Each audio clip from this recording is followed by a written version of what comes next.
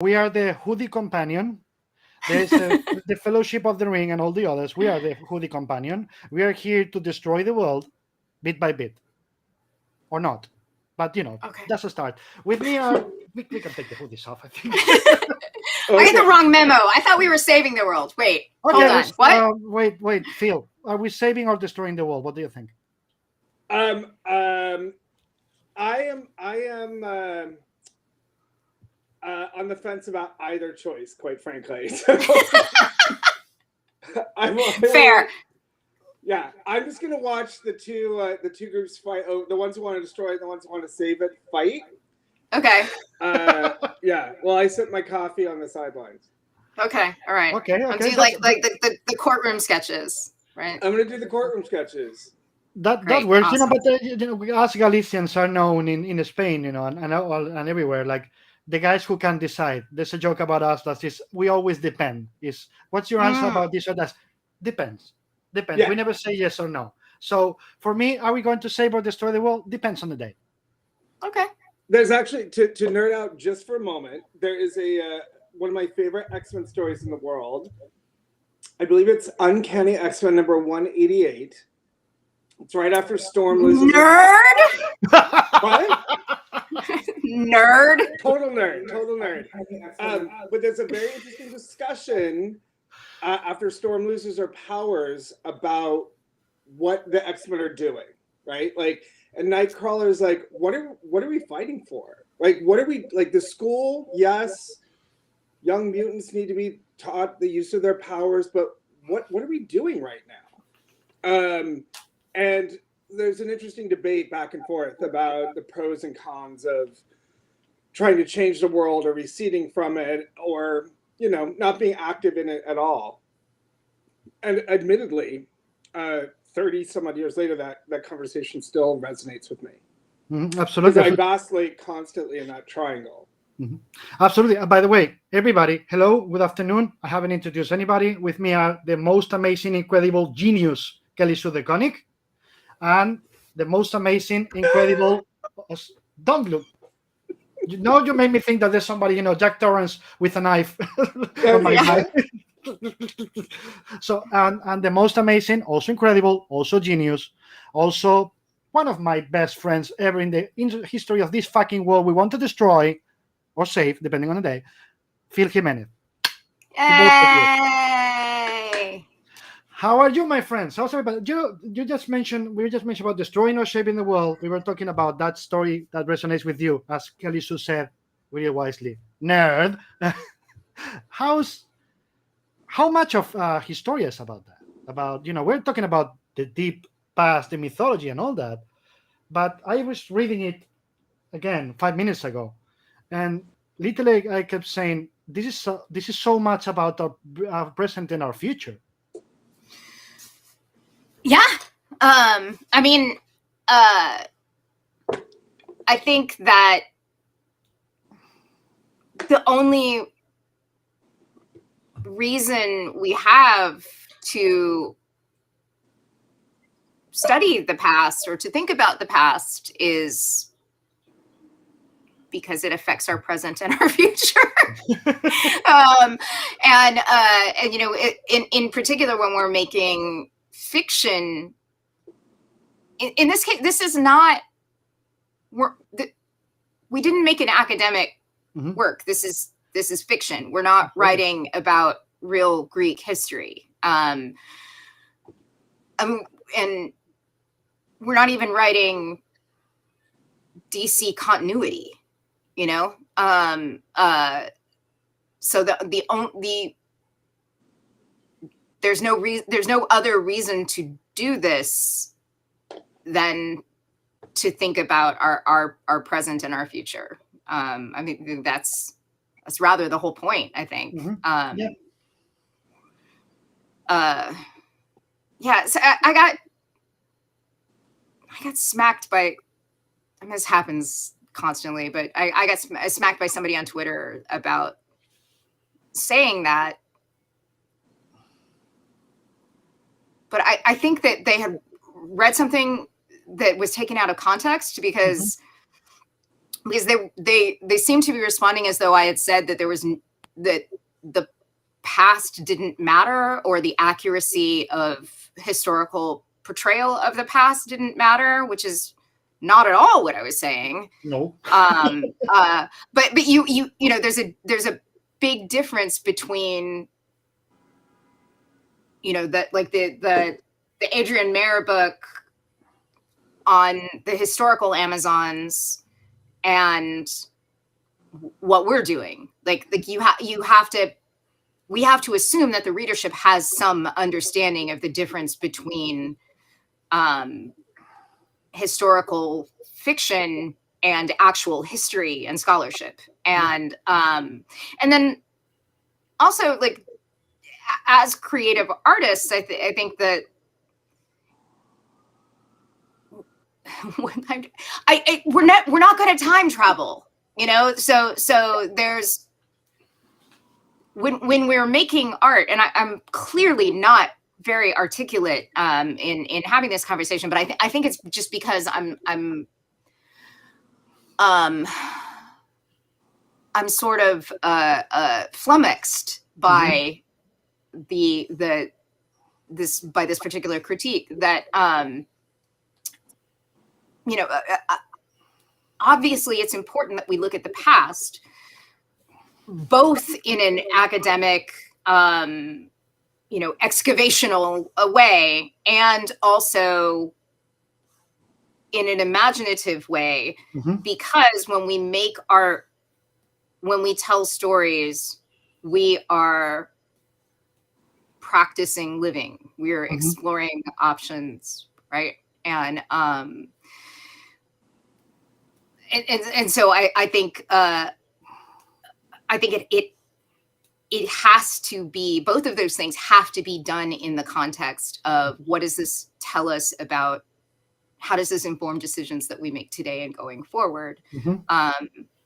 Otherwise, what's the point? We can't go back and fix it. Exactly. Right. But the stories in the end are the summarization of all our experiences, both personal and the ones that are not for, you know, are not our lives, but the lives of all the people who preceded us, right? Wait.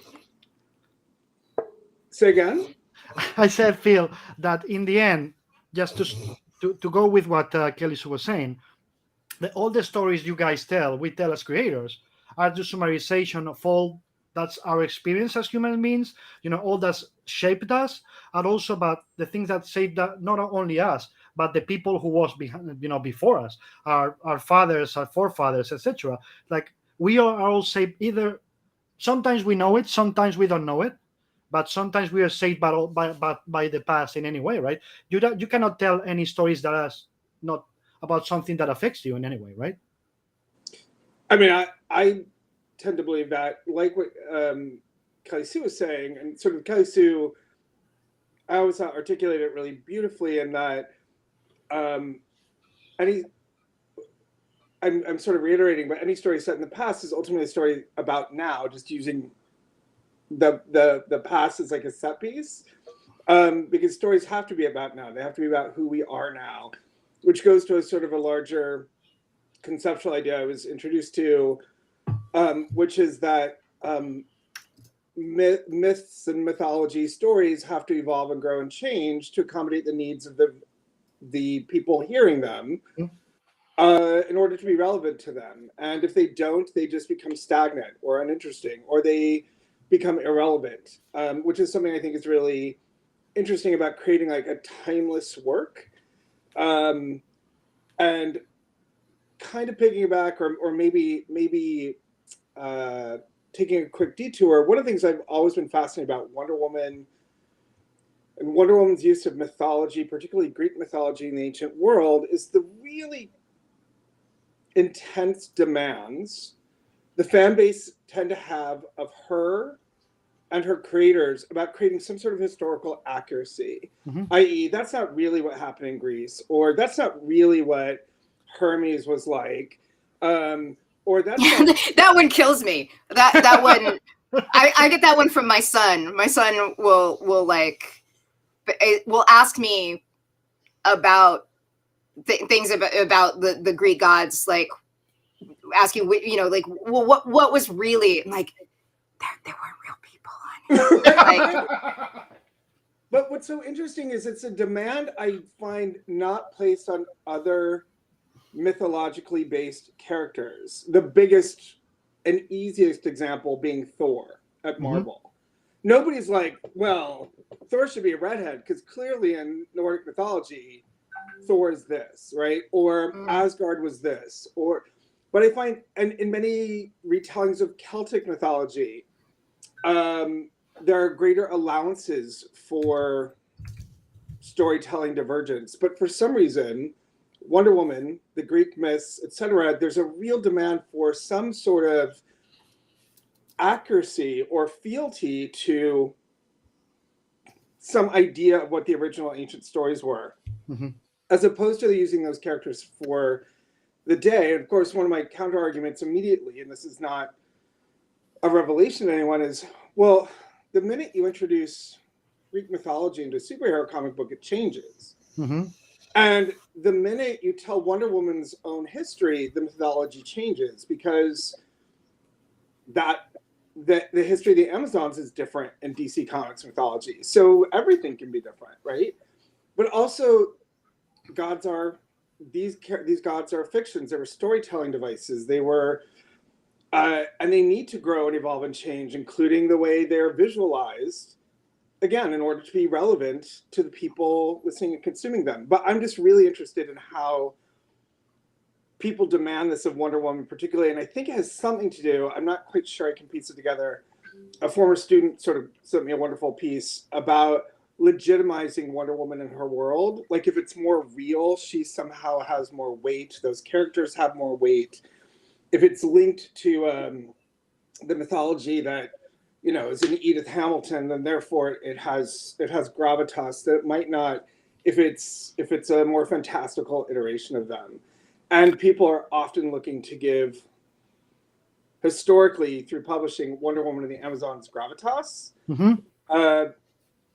and ways to take her seriously. And I think one of them is, again, to tie her to preconceptions of mythology, like the way the real Ares would do it, in some way to give her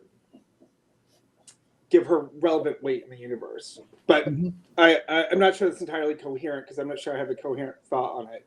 I'm just really fascinated by how people receive myth and mythology in terms of storytelling, and what they expect of it, and particularly historical fiction. Could it be? I want to respond to. Please, go. I want to respond to Mr. Dongs in the chat. The Amazons were historical. But Master's original Wonder Woman was the farthest thing from historical in the first place. So, right. It was an upending. Okay. Yes. Going back. Yes. Several questions. But one, the Amazons were historical as well as mythological. Yes, we acknowledge that. I highly recommend the Adrian Mara book, The Amazons, if you would like a really fantastic, very full history of the actual warrior women of the ancient world. We're not writing a history, or really constructing a modern religion. We're writing a fiction story for a comic book. So yes, I do not disagree with you. They are in fact both historical and mythological, and also characters in our book. And yes, Marston's original Wonder Woman was the furthest thing from historical. Yes, and also I have a lot of issues with Marston, and have never pretended otherwise. And then his first question was, is Afrocentrism a pillar of I academia? was going to go through the chat. I didn't want to interrupt you guys. So let me go. I'm sorry. I got distracted. Don't worry about it. I So just didn't want to interrupt you, but you're faster than me, and you went to the chat already.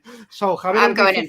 Good afternoon. Hello, Pedro. Hello, everyone. Hello to Radak. Hello, welcome back. Drink and Draw Costa Rica. Hello there. Oscar. Hello. We get to Mr. Dongs. Is Afrocentrism a pillar of academia? There we are. Yeah, I am not qualified to answer that in either case. I am not an expert on academia or Afrocentrism. I'm familiar with what Afrocentrism is, and I'm not sure what you mean by a pillar of academia. Like I understand pillars of academic integrity, but I don't know what you mean by a pillar of academia. But I think all of this is irrelevant to our book, respectfully. So there you go. Okay. Oscar Osorio says, as a Latino, I'm aware that we should learn from the past to avoid making the same mistake.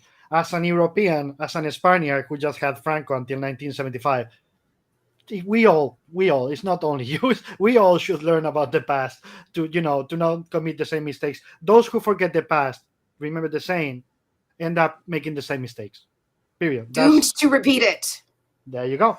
Inigo, okay, what a pleasure to see these dialogues again. Hello, everybody. Hello, Henry Barajas, who says, I'm just here for some Kelly Sue and Phil comics. That's the reason. Make it up, lie to me. The thing is clobbering time, okay? Mr. Dongs, Amazon were historicals as well as mythological. Yes, we've just mentioned that. Hello, Comics and Grappas. Happy to see you back. Happy to see you all around. Was great to see this program again. You won't see it again for a long time. Believe me, this is special because these two people and their book is special. That's the point. And Germán and Play, the comic is so Prometheus in many terms. Which was your inspirations to do this comic? I was going to ask that, but the chat people is more intelligent than me. So let's go with that. Phil and Kelly Sue. First, Kelly Sue, please. What was your inspiration to get into this mess? I mean, to do this book.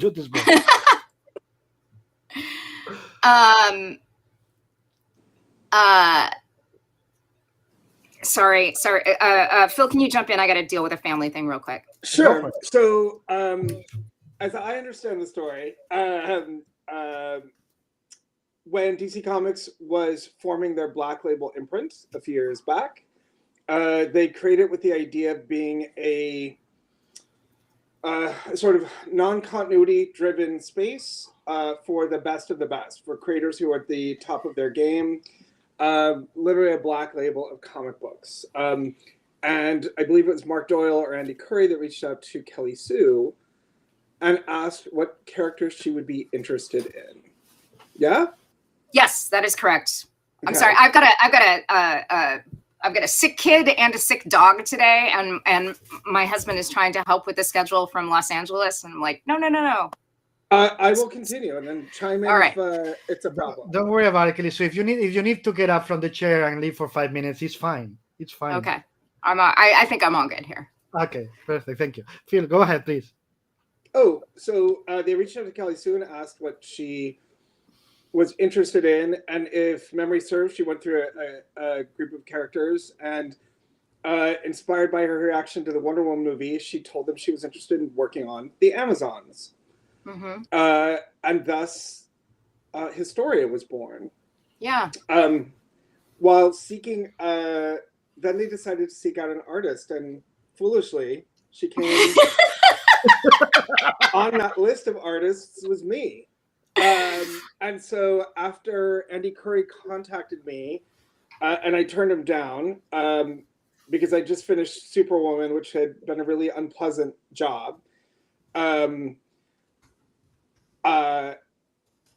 Kelly Sue asked if she could contact me directly, and she did. And it was after that conversation where I came to realize that a project like this doesn't come around every day. As a matter of fact, it only comes around about once every 30 years. And so despite myself, I took it with a couple of caveats that DC Comics ignored immediately.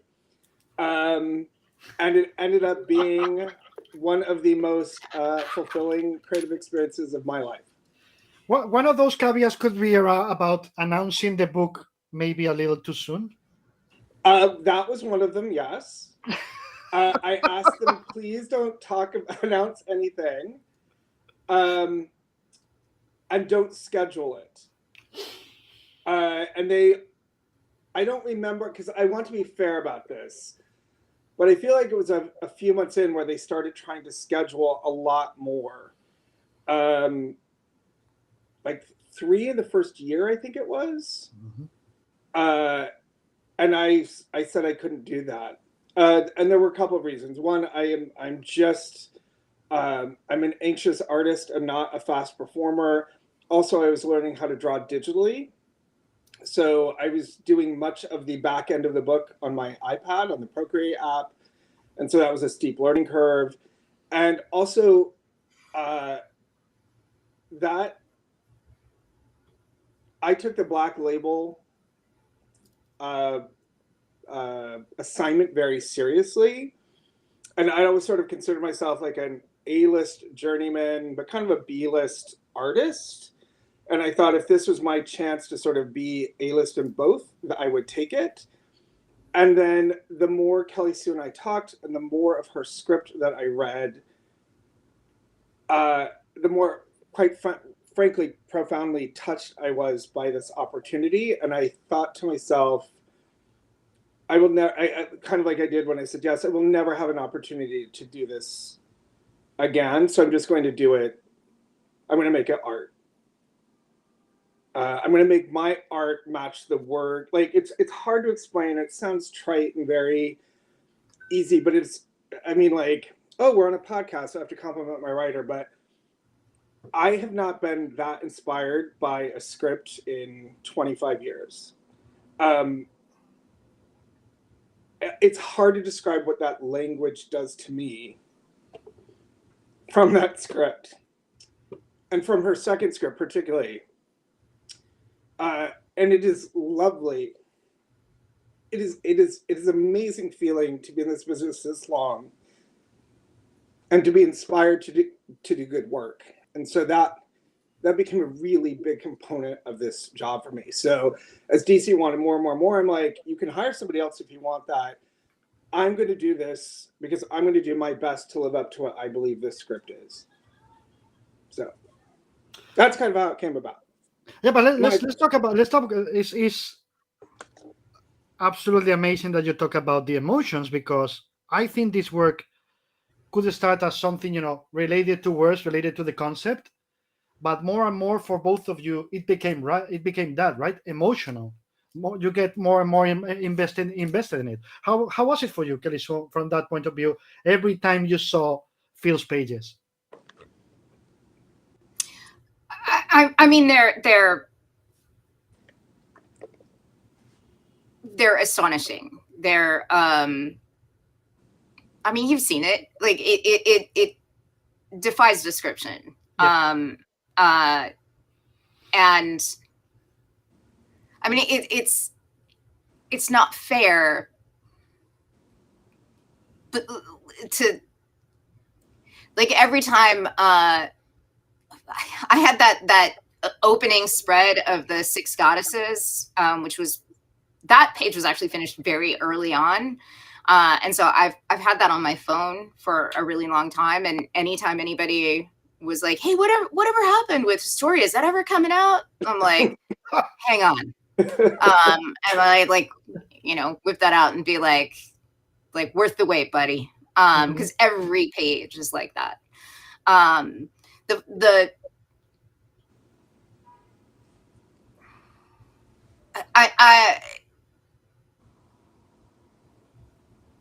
It is, from someone who is already like one of the best in the business, but rather quietly so. Mm-hmm.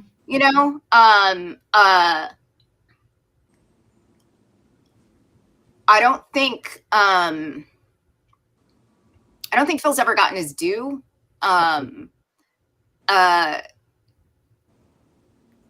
This was this is just it's a level up from someone who didn't need to level up, you know? Yeah. And I think the thing about that is, hold on. I think the thing about it is that, like, and I love that Phil loved the script, and I love every conversation we have ever had about the script. And I think that for that reason, you know, it is always such a lie to separate art and story when we talk about comics, because it's just not how it works. It's like you can't separate the cream and the coffee. Like once they're it just doesn't work like that. It becomes this third thing that is this combination of the two, and that's great. That's what we're going for here, right? So I love that. I love that he loved the script, and I love that we've gotten this friendship out of this book. That as important as this book is to me, I think that, you know, the friendship is really more life-changing for me than the book. And the you know, I'm incredibly proud of the book and very, very pleased to have been a part of it. But I think what's interesting when I say that it's a level up from somebody who didn't need to level up, I think the thing about that is important is that it was personal for Phil. If I can talk about him in the third person while he's sitting there uncomfortably watching me do so. Just cover your ears, Phil. Yes, but like I don't. He didn't. This isn't anything he had to prove to anyone else. You know, I think this is something I think this is something that Phil wanted to do. Yes, I appreciate everything that every part I've had to play in it, and how very gracious you are with your compliments. But I think this is Phil doing the work Phil always knew that he was capable of, and being in a place in his life where he's like, I'm ready to do this, you know? And I think to be able to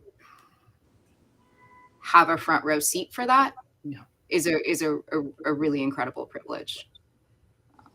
Phil, now you can talk. I'm very grateful. I don't think Kelly Sue's incorrect. I rarely do. But the only thing I was going to say is perhaps I always had it in me to level up. I never had a true reason before. Yeah.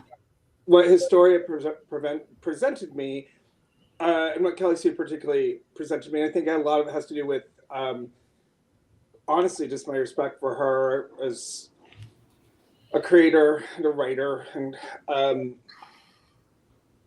a world builder and a family woman. I was going to say family person. If I tend to be really performance oriented, I'm like a puppy dog, right? Like, you know, people pleaser. Like the thing that makes me the happiest, I don't make art for myself. Like I'm always really amazed by artists who still doodle. I'm like, because I don't need to do that for myself. I draw, it's to make other people happy, really. There's a certain amount of performance in it. And so, while I may or may not have had it to level up, I never had a reason to, right? And then this project, and then Kelly Sue particularly, like, it was project and co-creator together that inspired this work. And so that's just, it's when going back to what she was saying earlier about that stuff is inseparable, I say,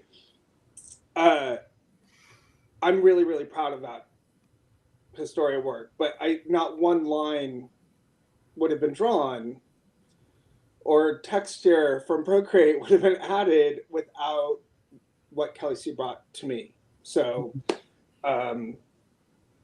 it's to me, it's a truly kind of I'm babbling because in much of my career, and partially this is my fault, a writer would hand me a script, I would go draw it. I didn't have much of a relationship with that writer, right? And I think part of that was me being resistant.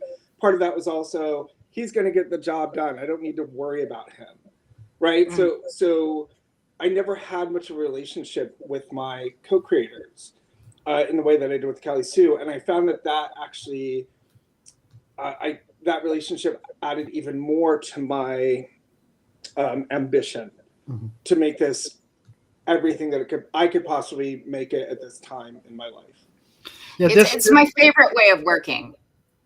That back and forth. Let me add only one thing, Kelly. So when you shared about the humble genius that Phil is, I always put him in a group of 3, and one of them I'm going to dedicate this show to because he deserves it. One is Jose Luis Garcia Lopez.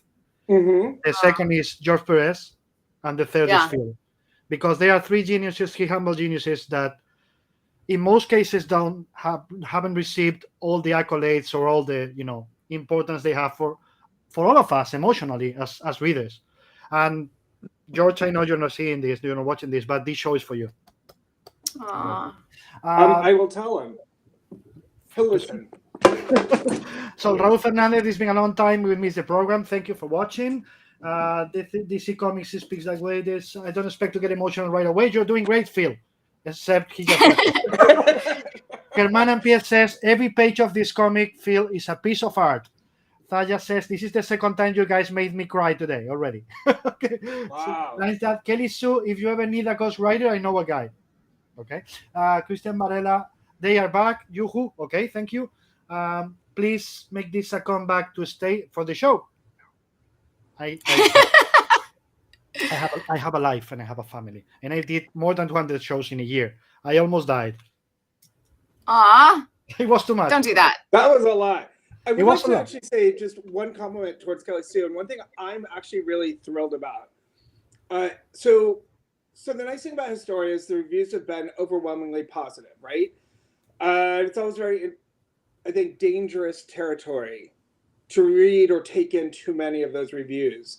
But the thing that thrills me, and I say this sincerely, is that people are honing in. I feel like, and Kelly said, I don't know if you feel the same way, very succinctly and tightly on your intention.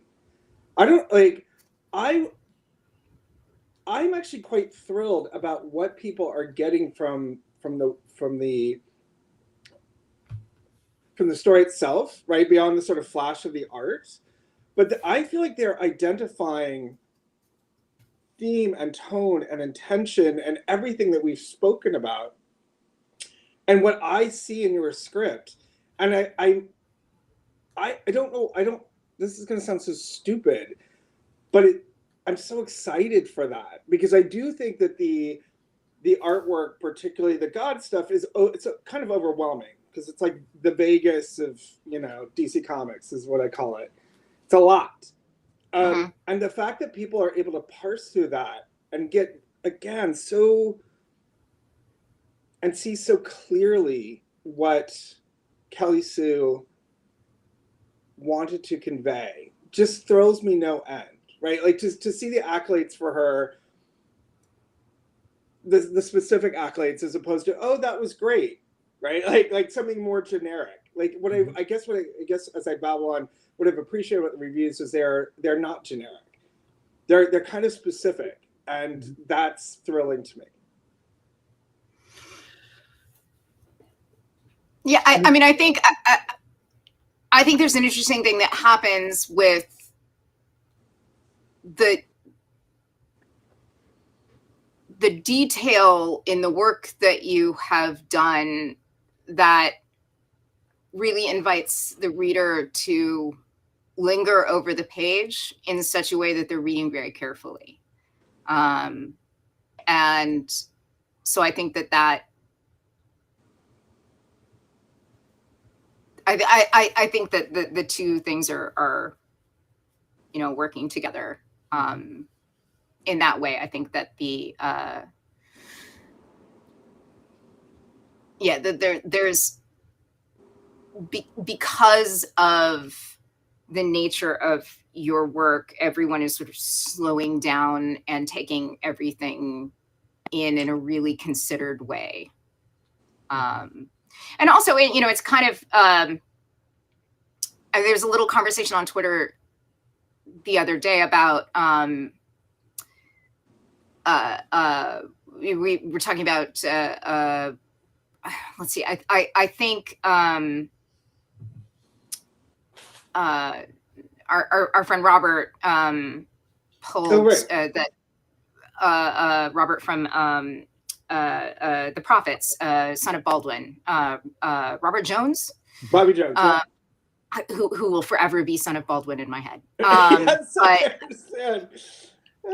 I think Robert pulled a couple of images of Diana from her brief appearance in the Aquaman run that I did with Probson Horka, and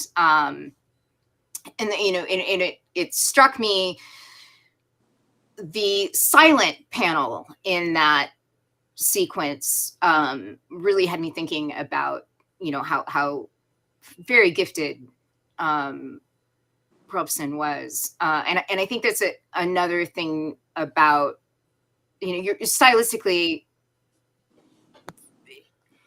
I mean, you're not like wildly stylistically different, but right. The two, the two of you are different artists, but I think in both cases, it's always, and I have this in other collaborations as well, like with, you really have found a good partner when you can, the more you can dialogue you can take away, and because I think that because the art carries so much of it, then you really just don't need that. You don't need to tell people what they're looking at, right? Mm-hmm. I think that there's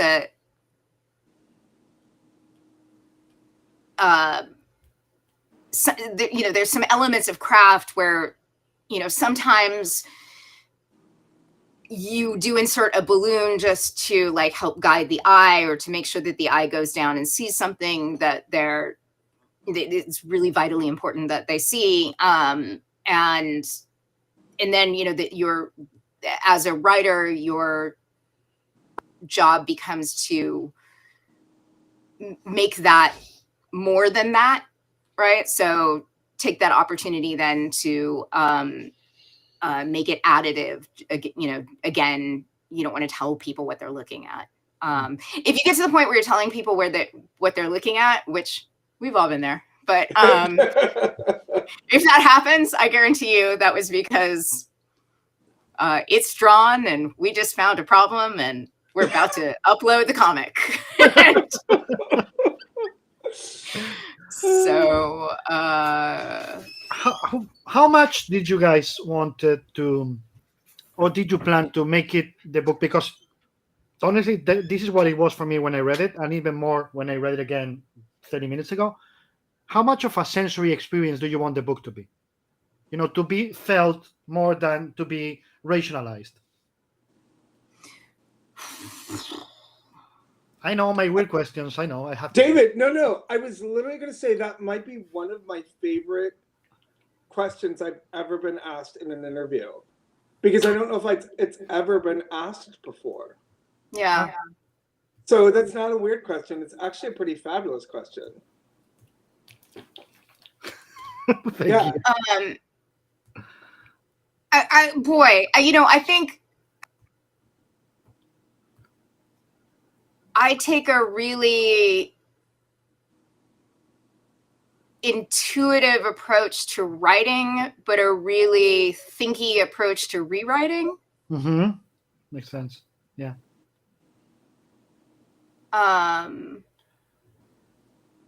But when you do that rewriting, that thinky part, do you try to stop yourself from being too rational to avoid losing that sensory part, that intuitive part of it, or you can't stop yourself? No, I mean, I think really this is so unromantic, but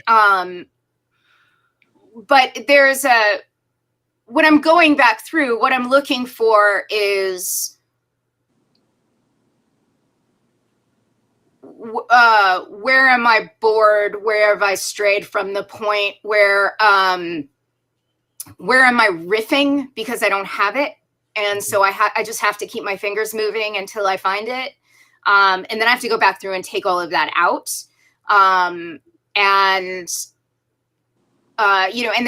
like, it's all craft. It's all like, and then like also sort of, it can't just be there. You want to have stuff it's comics. You want to have stuff in there because it's cool, but it can't just be cool. It has to be more than cool. Right. And so trying to figure out what that is, trying to figure out ways to get the necessary exposition in without, without it getting treacherously draggy, there's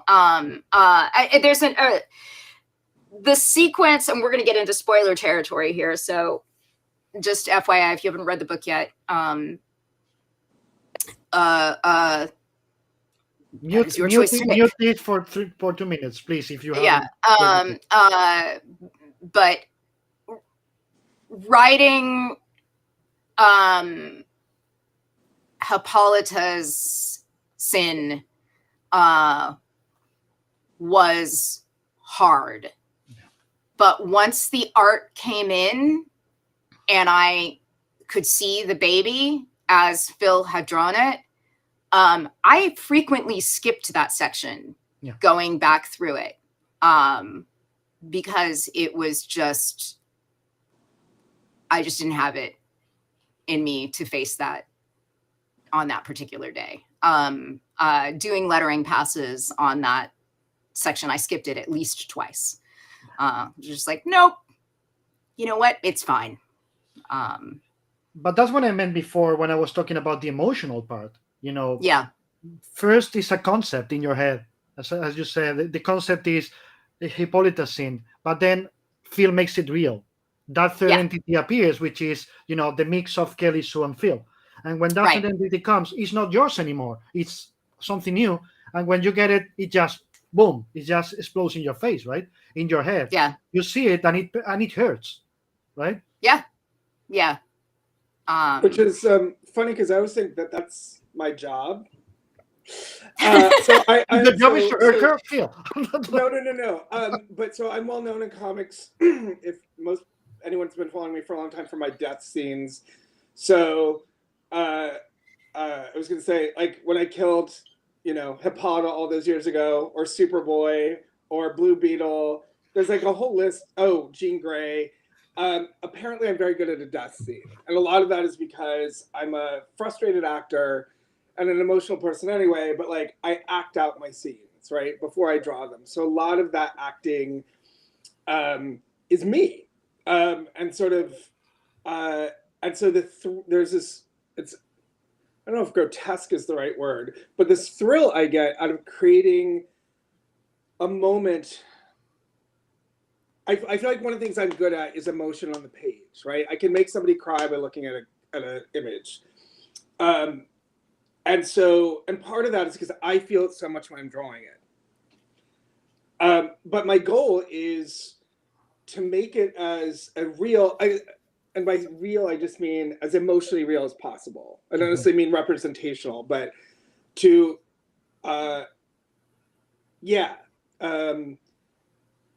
and so I get this strange thrill. Joy is, I don't even know if it's the right word, of like when that stuff is effective. I've heard from more than one person that sequence was tear jerking for them, and like they were stunned at how emotional they were. And it was like, great. Then I this sounds terrible, but I'm like, I did the job. I did the job, yeah. Right. And so it's funny how in terms of actual process, that it gets sort of what Kelly Sue was saying about the second pass, right? Becomes a little more, I don't know if clinical is the right word, but Yep. you're trying to hit these beats. It's where the work comes in. And it's the same thing for me. One thing I did want to mention about Kelly Sue, if we're talking about process, that I'm trying to, I feel like I've learned, I don't know if I've absorbed enough into my own work, is rhythm is hugely important for her. That's my experience of her writing. Yes. And it had never really occurred to me to be so cognizant of rhythm and or how to articulate it that way.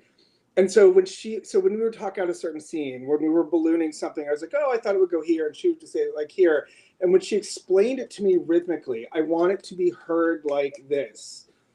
I found those exchanges revelatory, like just mind-blowing. In so many instances, I felt like I learned a completely new way to think about dialogue in comics, ballooning them, and even hearing them.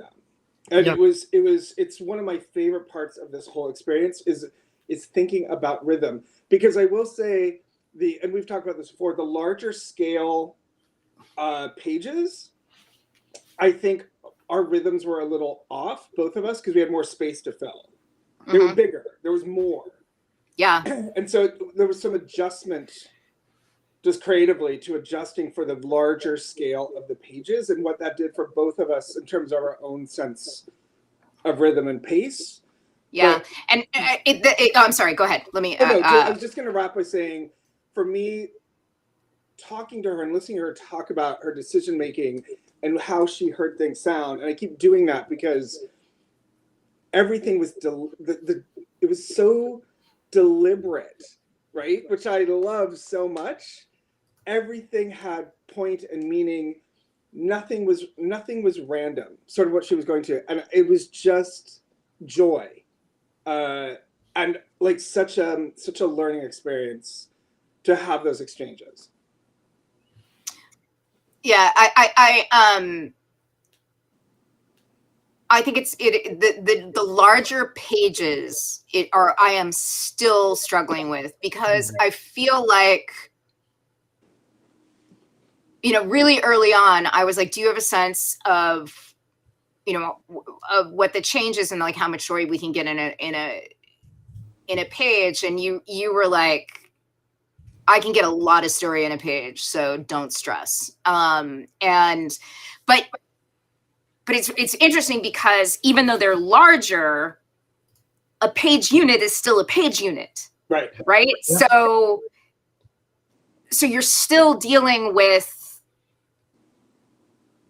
one spread is taken in at one time. You can never surprise anyone with anything that is on an odd numbered page. Like all of that, the geometry of comics, right? It's such a strange adjustment because you can change, like you can't change the time signature. Mm-hmm. Do you know what I mean? Like that, like you can change what notes you're using, but you can't change the time signature, because the time signature, a page is still a page, even though that page is bigger. And so that's sort of really, really interesting and a difficult thing to wrap your brain around. And I felt like we finally got it. And then I started over with Jean. Mm-hmm. Like, and it. Oh, right. And the math for Jean is entirely different because because Jean is not you, and everything is entirely different, right? And so and now Nicola, I'm trying to be like, what have I learned from these larger pages that I, and it's tough. And then to have only seen the larger pages physically this week too, right? That's like, oh well, shit. Now 3 books in and I'm just seeing it. And I just now understand what the scale is. Yeah, it's been a huge learning experience. And like, there's a Gaiman quote where he talks about, you never learn how to write a book, you learn how to write the book you're writing. Right. And I think with this, it's been an interesting thing because it's like, I feel like I learned to write for this artist on this book towards the end of each book. Like, well, that's not useful. But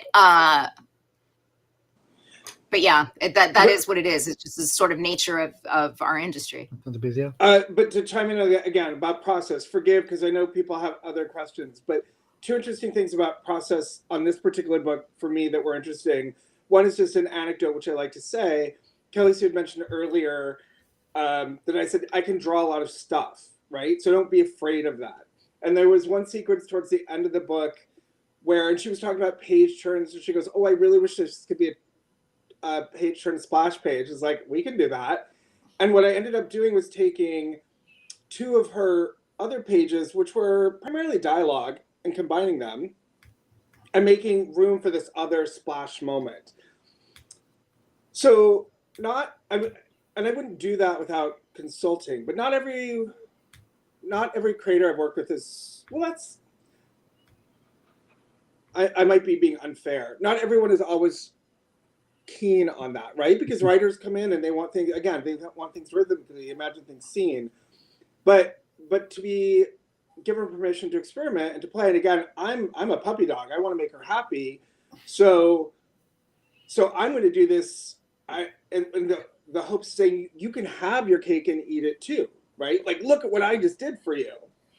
So that's always a component of creation for me. The second thing I was thinking about, and there was a very funny conversation on Twitter about dialoguing for people like me or George Perez or even Brian Hitch, who draw a lot. And writers sometimes think like, oh, I'm going to write a 13-panel page. And we're like, that's not really how it works. And not to be rude or presumptuous, but like, you write how you're going to write. I don't want you to write in my head, I don't want you to anticipate how I'm going to break something down. I want you to write how you're going to write, and I will adapt appropriately and then make sure those adaptations are acceptable to you, again, for rhythmic purposes, so that they tell the story that you're interested in conveying. Because it's just not like the way my brain works. And so what Kelly Sue did, which I fucking love,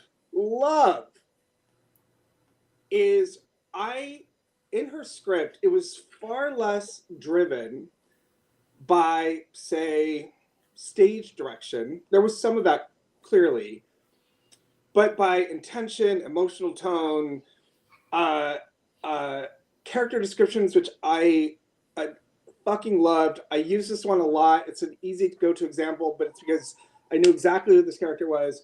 She talked about Artemis being the girl on the playground who always has skin knees, right? And for whatever reason, I'm like, I know who that is. I got it. And it was that kind of writing that I crave in scripts. Less like a certain panel count, but emotion and tone, and again, rhythm, character descriptions that evoke a kind of character, as opposed to, I remember getting a script a very long time ago by a new script writer, and it was a group scene, and the writer was telling me, I remember literally one of the characters, which hand was on her hip. It was like, that, you don't need to, and it was that's not your job. I want to know what that character's thinking, feeling, what that character's relationship is to the other characters around them. The body language part is, unless it's specific, unless it's a story specific thing, I bet you I'll give you that body language, right? And we can certainly talk about it, but I want to know what's in their heads. And then I will give you what's happening to their bodies, if that makes any sense at all. Absolutely. Right? Like, but that's what I fucking love about these scripts is, it's like, I'm never confused about intention. I'm never confused about tone. I'm never confused about what a character is like or looks like. Not because there's an exact description, but because there's such a relevant example of. I feel like it's when a director's on a set and they don't tell someone, I want you to cry because you're sad. It's sort of like, remember when your dog died when you were 10, right? Yeah. That feeling. And again, that's the sort of stuff I live for. Anyway. But that's the marvelous part about what you said before about hearing, about reading it against hearing. Remember what I always say about people saying there's no sound in comics? And I always say there is sound. There is sound in color. There is sound in when people talks, when the characters are talking. Because, as you said, I thought it was amazing what you just said. Kelly Sue told you to listen to it. And the moment you listen to it, it feels completely different. Did it make you change the moment you realized that you started to listen to it? Did it make you change the way you approach the last pages, or it was too late? Wait, are you asking that of me? Yes. I'm not The sure I moment you understand. started listening to the characters instead of just reading, as you just said before, did that affect the way you drew the story? I'm going back to the sensory part. Sorry. No, I understand. I'm just trying to think. We had many. I feel like that what I needed was in her scripts from the beginning. Mm-hmm. In terms of character and drawing, I think there were some plot changes about halfway through, but fortunately I hadn't drawn them yet, so it didn't matter. And they were 1,000. And watching her process was also terrific because it was sort of when she got bored, and Kelly's clearly talking now about in third person, but when she was bored or didn't think something was working, she was fearless and being like, "I'm done. It's not. This isn't working. I'm starting over."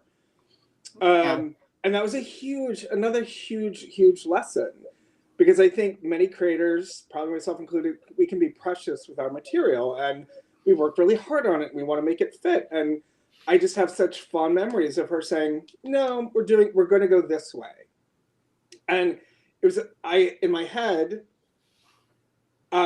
It meant rethinking a lot of the art I was planning based on some of the original discussions. But it was the most thrilling part of the work because it suddenly took this left that I wasn't expecting.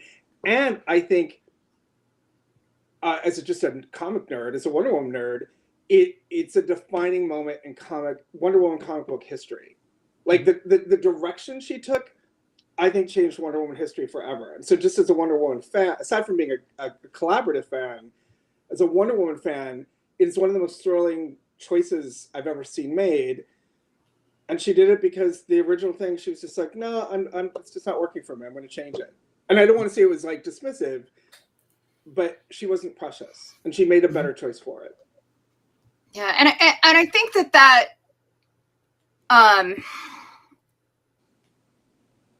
because of monthly comics, right? We don't always get to do that. Right. Like very often you've made a choice and like, well, that's the choice now. And now I have a better idea and too late. But in this case we could. And but so we were into the production of the book before I can spoil what this is that we're talking about, but we were into the production of the book before I knew that Hippolyta was not one of the 30 original Amazons. And once I understood that, it changed everything. And it was so much more interesting. And it really was the thing that we needed to unlock the rest of the story. And like, how awful would it have been? And that difference, that's the thing that changes. That's the thing that makes it work. Let me go with the guys in the comments here. So they yeah. And I feel like before we do that, I just want to go back. I don't know if he's still with us or not, but I think between like trying to deal with the stuff that was happening in my family and the fact that I have only had 1 cup of coffee this morning, I feel like I was defensive with Mr. Dongs, and so I want to apologize that. Nah, you weren't defensive at all. No, it didn't sound defensive at all. And you are allowed to go for another cup of coffee. I've been trying to talk my mother-in-law into bringing me a pot, and she's like, I'm not going to be on camera. Like, well, you can go to the door. Just go to the door and you grab it. The disembodied hand will like give you the coffee. Yeah. You know the hand thing, like the monsters. Anyway, the Adams family. Anyway, there you go. Ramos says the way that the goddesses admit that they will change and that could open a new design for the other artists is such a genius thing to do. Let me ask you that about what Carlos Ramos says. Was that in purpose to mention, that the goddess admitting that they will change? That was for you opening a door for Jean or for Nicola to change designs in the new books, or that wasn't intentional at all? No, it was for. I mean, I think that was when Phil and I were talking about the goddesses and how they appear, and also talking about the idea that we wanted to honor the fact that this was like, cradle of Western civilization story, but we also wanted to. Thank you. And wait, she was so insistent. She didn't get only a cup of coffee. She got the whole fucking mug. Yeah, that's right. Phil, now you need to text somebody to bring you another coffee too. That's yeah. So it was. So we wanted to, honor the fact that these were characters and stories that originated in like the cradle of Western civilization, but we also wanted to invite the rest of the world into this dialogue. And so,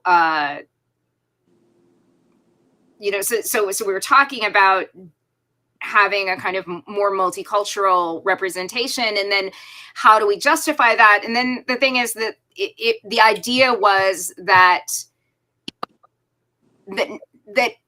our human minds can't really, these are gods. Mm-hmm. So any version of them that we see is a reductive version that they have allowed us to see, and that it could be ever changing, and they could look different to different people, perhaps, mm-hmm. And so that was kind of where that came out of. And then there's a cool thing that we're doing that also was not originally the plan, but now is very much the plan, and like one of my favorite things about the book.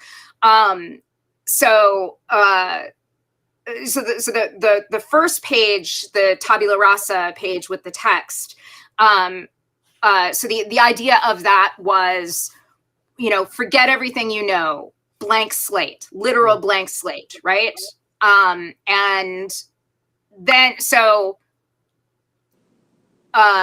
with Jean's book, he adds one element to that page, and then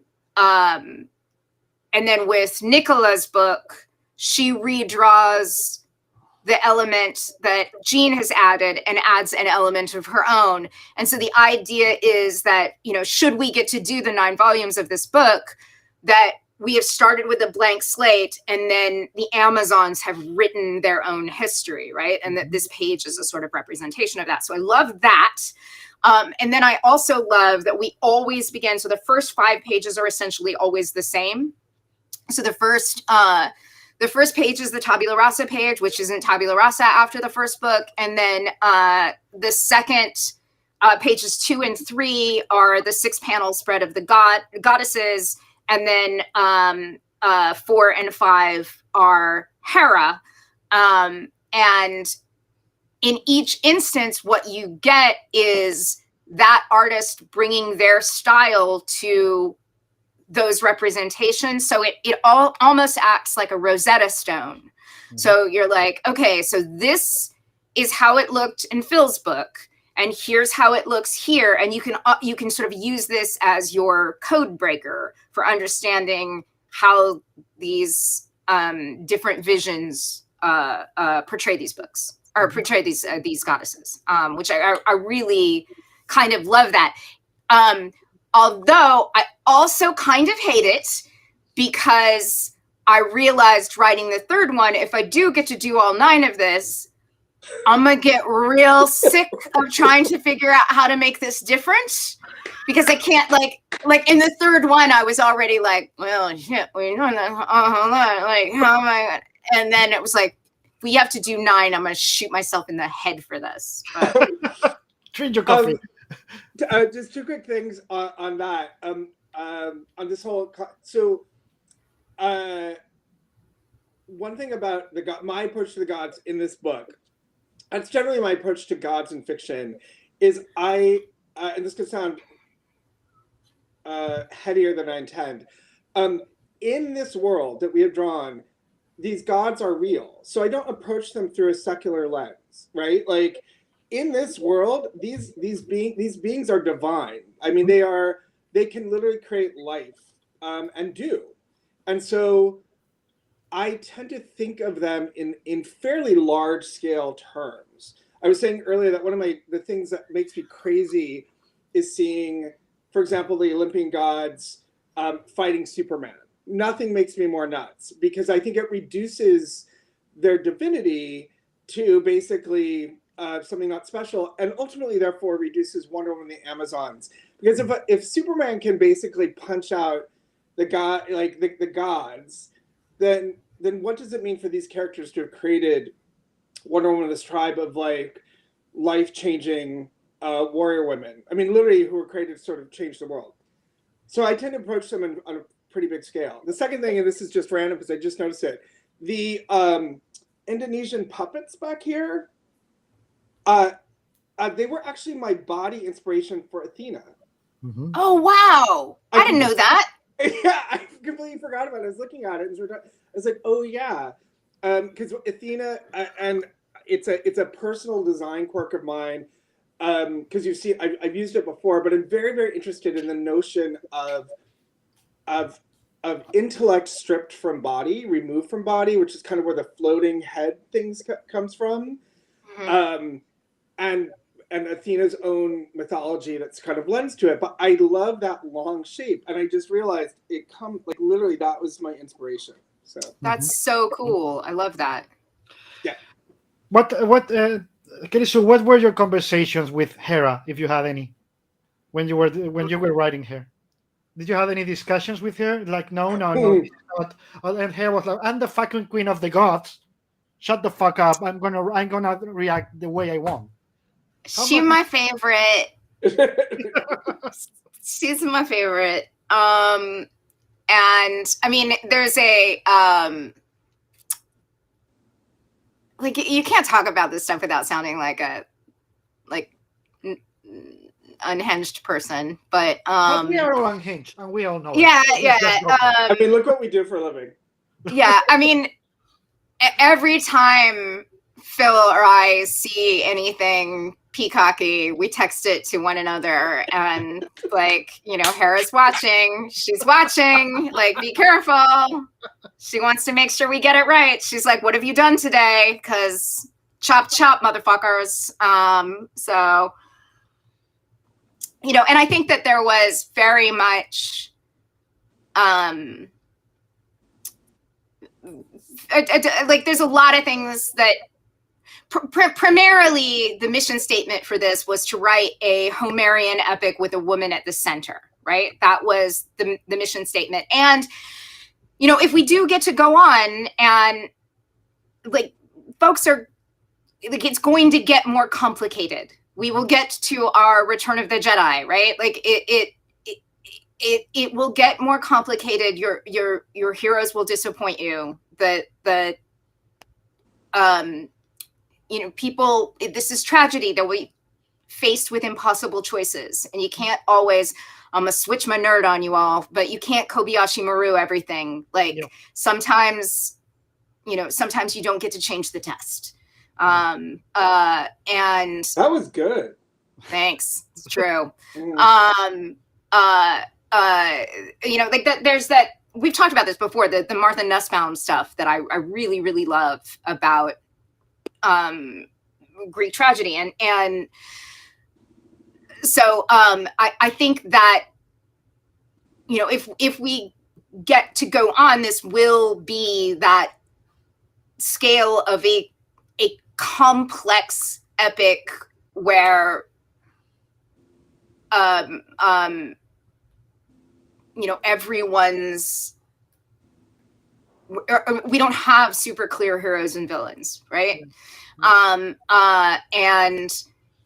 I understand that's going to, a lot of people that are loving it right now are not going to love that. But I think that's also a place that we have to go. Yeah, if we get to go on, because I think that's sort of rather the point of the story. So anyway, that was the overall mission statement. But there were other mission statements as well, and one of the other primary mission statements was a sort of reclamation and defense of Hera. Yeah. It's a thing that just really irks me, that the goddess of women is always portrayed as so shrill and awful. Yeah. And it's just not my experience of women. And I just like the idea that, if you were Hera and could sort of see time in all directions at once, that might make you grumpy too, like, Yeah, but every portrayal I see from most of the portrayals I see of Hera in any books, that she's always, the only thing she does is to bitch about things and to be jealous. Like she doesn't do anything else, and you're like, she's the fucking queen of the gods, right?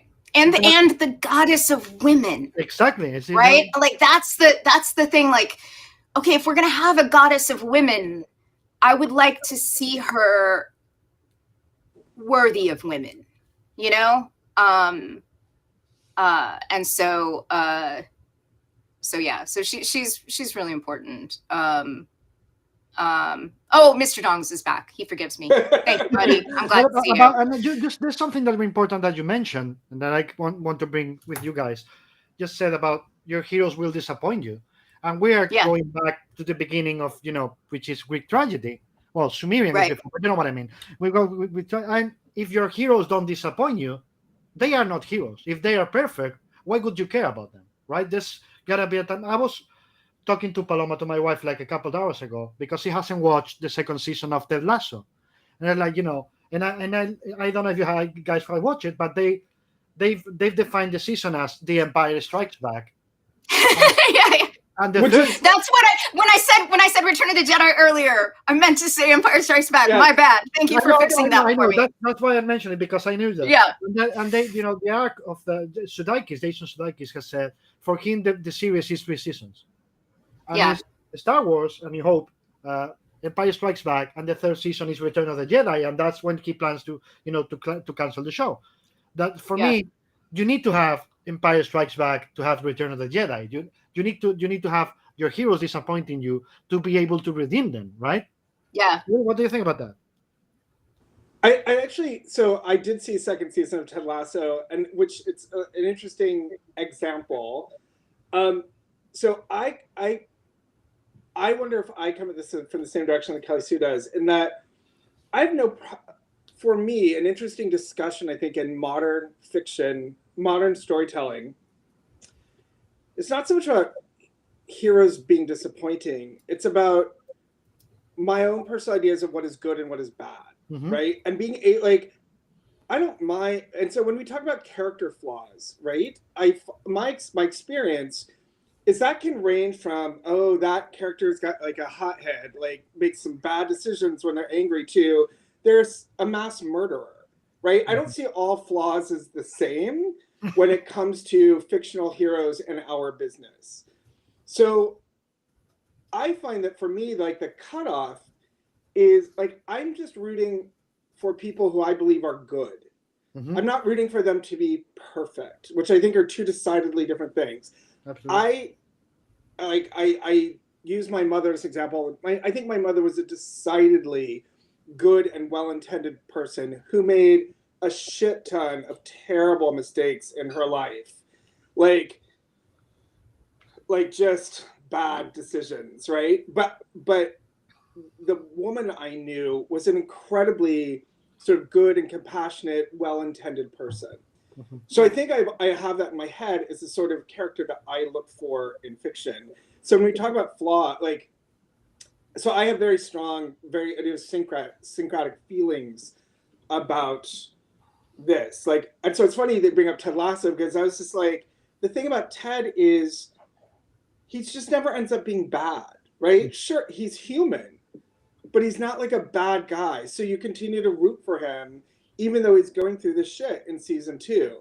Mhm. And that, so I kind of vociferous here simply because over the years I've seen that line blurred, and where people who are characters, not people who I would argue are morally reprehensible, are just put in the flawed character like category. And and for me that I don't have interest in those sorts of characters. Mhm. I'm not rooting for them, I should say. Yeah, I have. I have this,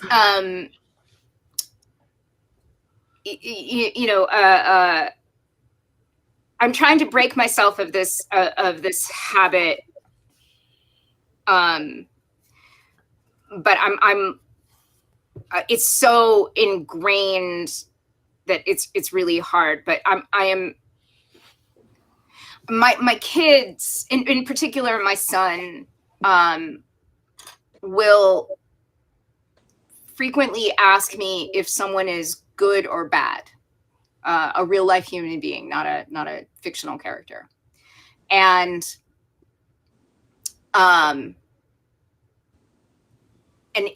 after a few times of trying to address that question, I really like felt the need to kind of interrogate my thoughts about it and have a kind of big discussion with him about it. And I have really come to the point where I think that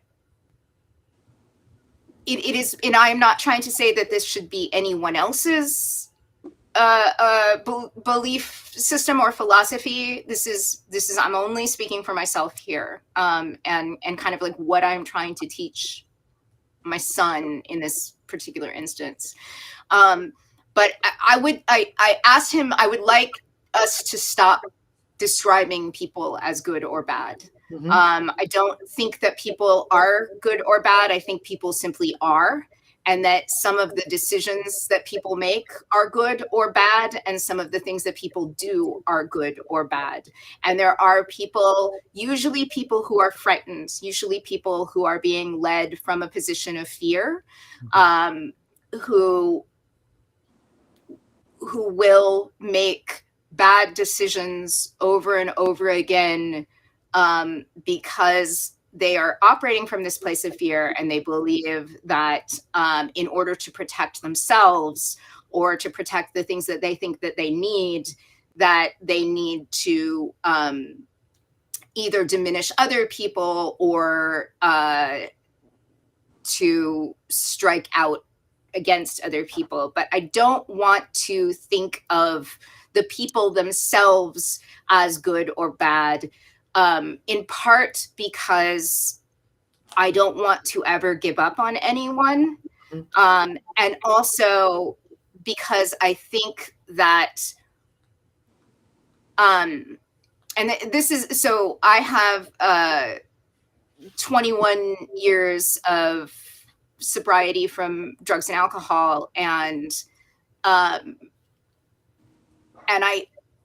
one of the things that I struggled with when I was trying to get clean was this notion that I was not changeable, right? That I was sort of set in stone and would always be the person that I was, and I would always sort of revert to making these kind of fear-based decisions and whatnot. And that, and I had to kind of have other people believe in me when I didn't, in order for me to really make the changes in my life that I needed to make. And I'm a very different person than I was then. And I know so many people, even people,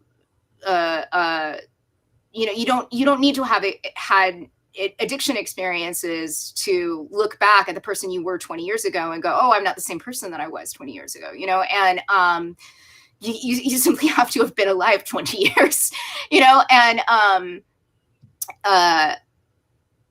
you know, and I think like that's one of the beauties of long-term relationships, right? Is this kind of growing and evolving together, and sort of making sure that you are growing and evolving in a way that is supportive of the other person's growth and evolution. And I'm getting into the deep weeds here, but it is an interesting thing when we work in a medium of heroes and villains to think about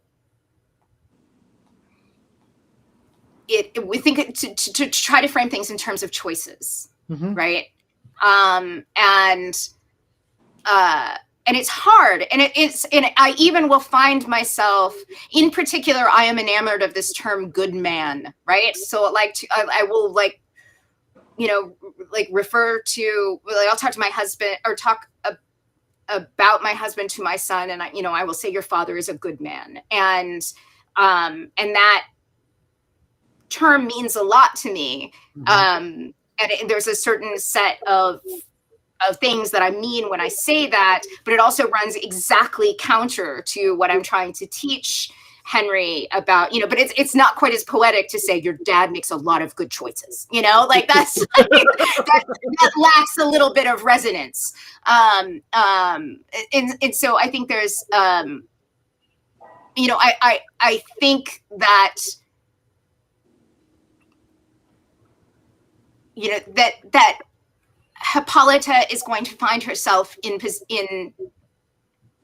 situations where there's no way for her to change the game, where there's, you know, it's very Greek, right? Do you sacrifice your daughter or your fleet of ships? You know, there's and like that's not exactly the thing that Hippolyta is going to come up against, but I mean that is that sort of Greek tragedy kind of thing, like these putting human beings into positions where they can't win. And I think that that's a very, you know, Martha Nussbaum is very articulate when she talks about that not being, we don't find ourselves in those, you know, in that kind of very rarely, thank you, like we don't find ourselves in positions where we're making like those kind of lofty decisions, but we do find ourselves choosing between things that are both wildly important all the time. And it's difficult. And I think that there's something about the maturation process that is understanding what it is to kind of navigate the world the best you can, and to have compassion for people around you who are doing the same. You just talk about I just wanted to chime in really quickly. What's fascinating about this, and I don't have an answer to it or whatever, is I'm suddenly thinking about, so I'm an inside out kind of artist, meaning I need to know what a character, like, I tend to need to know a little something about who the character is, where they're from, whatever, and then I get into them, and that's how I draw them. That's how I make them act, because again, I'm a frustrated actor. And so what's fascinating is I'm listening to this and wondering if and I'm just wondering how much I project my, like, in terms of making these characters act, it's because I believe they're motivated from a certain place. Right? Yeah. And I'm wondering, and how much of my own thought process is they're motivated from a certain place, which I personally think is a decent place or an indecent place, right? Like, Sure. Yeah. because the acting will reflect that. Yeah. I think, and so it's you just suddenly made me very kind of aware of it made me really aware of my process when it comes to having to physically embody a character, make them act on a page, and then tell a story. And for me, again, so much of that is believing that I have some inkling of what's actually happening in their head. Yeah. Right. And so take that or not take that. It's just but I think probably I also expect in my head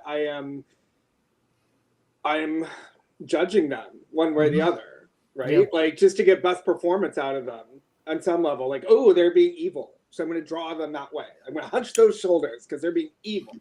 Right. Yeah. And they like it, or like they're trying their fucking hardest. So I'm gonna that behavior will change on the page based on what I imagine that they're thinking or feeling. I'm kind of excited. I've just never really thought about that. Yeah, I mean, and I really liked to we're like hijacking this. I just wanted to add one phrase to that because I Go love ahead. what you just both said is about maturation, and it's like I was thinking about what Kelly Sue said and what Phil added, and in my head the only thing I could think of is how do we perceive the gods when we are younger, and as we mature, they mature with us, and the way you perceive them. So I was going to ask, how your perception of the Greek gods has matured over the years from the stories you could tell with them being younger, and you already did that, Phil, with Wonder Woman in your book, and to the way you perceive them now. Do you reflect on that? I mean, do you see them as your own vision of themselves, consciously or unconsciously? And I hope that question made any fucking sense. I know my Go, please. Like I was my favorite and the most interesting goddess to me as a young person was Athena, easily, and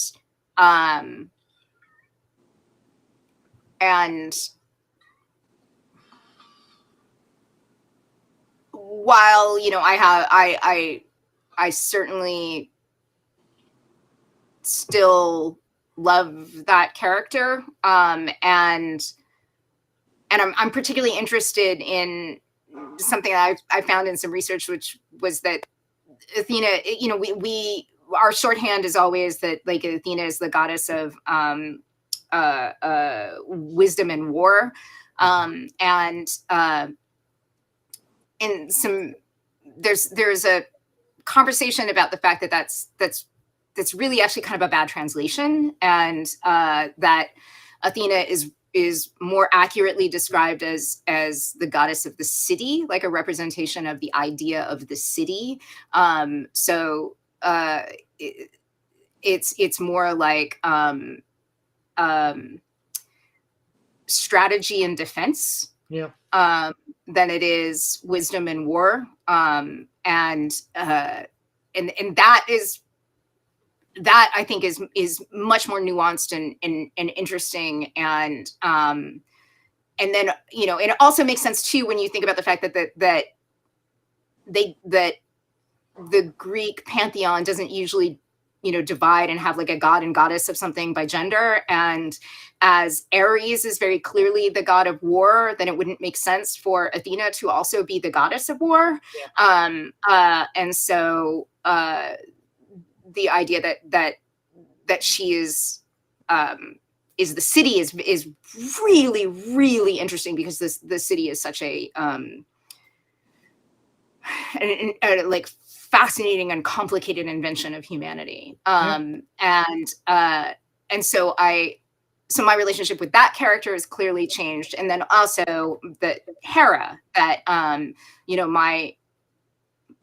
there's this thing that young women go through, that when we're growing up, almost every young woman goes through this period in her life where she's like, I'm not like other girls. And it's normal and natural and is like makes a lot of sense, because she looks around the world and sees that like women are low status, and is like, why would I want to identify with low status? So I'm gonna, there's different ways that manifests as, it's either like, I'm like one of the guys, or girls don't get me, or all these different ways, and it's annoying, but like you get it. You're like why would you want to identify with a low status position? Why would you not like cross-identify in order to separate yourself from that? But as part of the maturation process, like I will forgive that as long as you have outgrown it by like 25.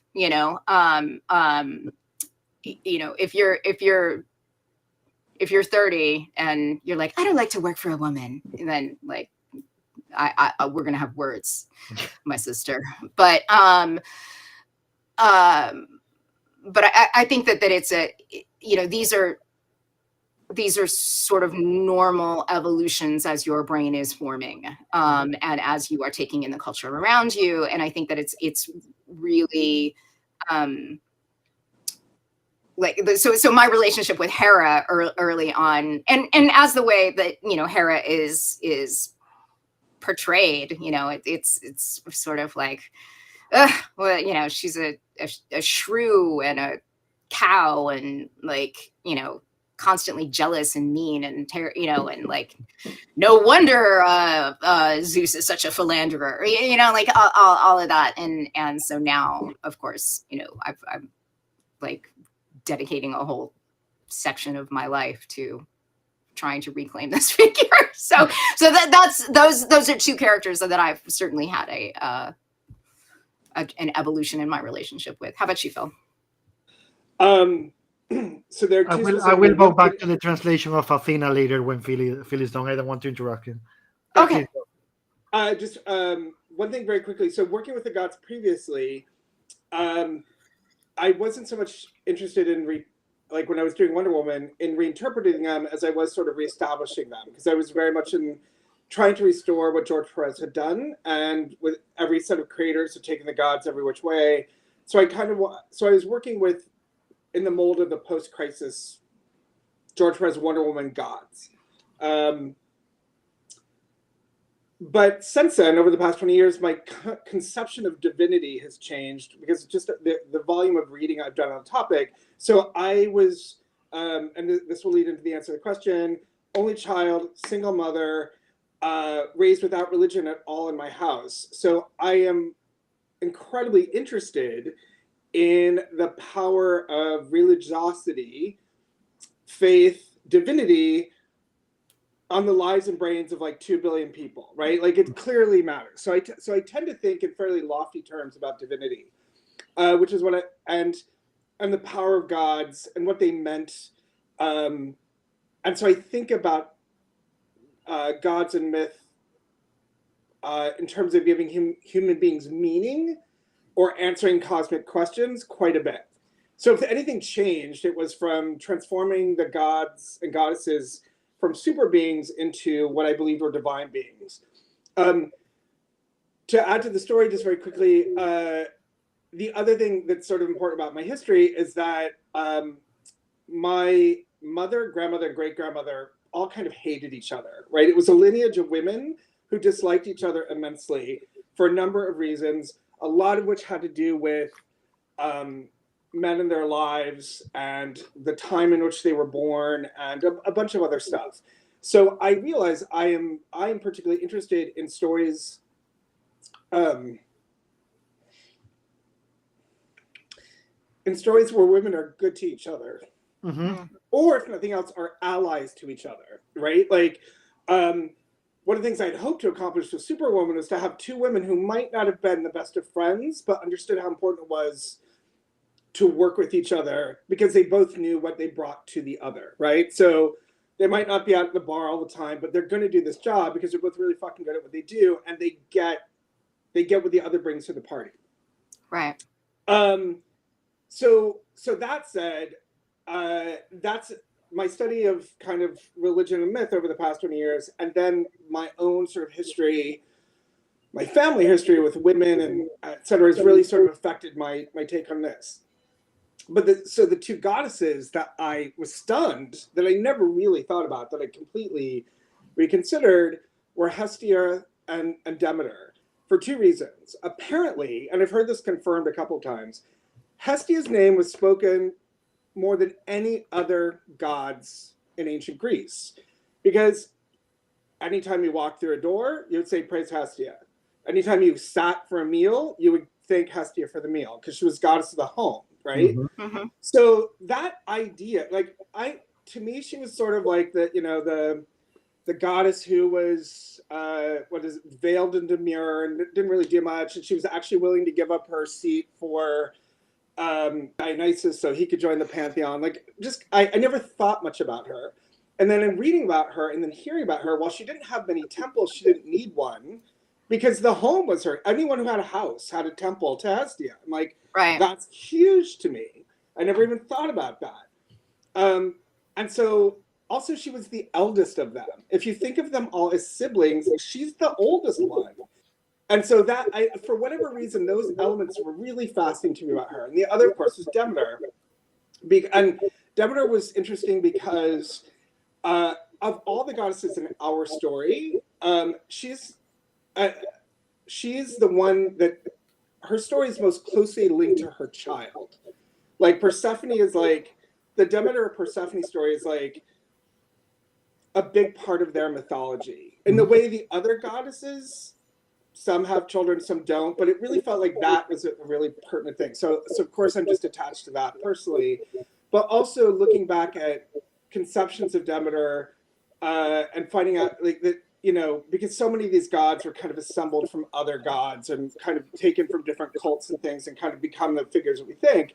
But Demeter had her roots, she was a snake goddess. And like her animals were snakes and lizards. And I was like, I never really thought about it. And also I was thinking about, when I think of these beings as elemental beings, what she has dominion over, like the literally capacity for human beings to eat, because she provides those crops for a period of time and then takes them away. Like, that was just huge to me. Again, because I don't think I ever really considered her. She was just the one with the, you know, the cornucopia who would show up. Right. But finally, the other thing, as Kelly Sue knows, what I really grew to think about, again, I say this as an only child, so I don't really know what this means, is the conception that many of these gods and goddesses are siblings, right? Like, Demeter and Hera are sisters.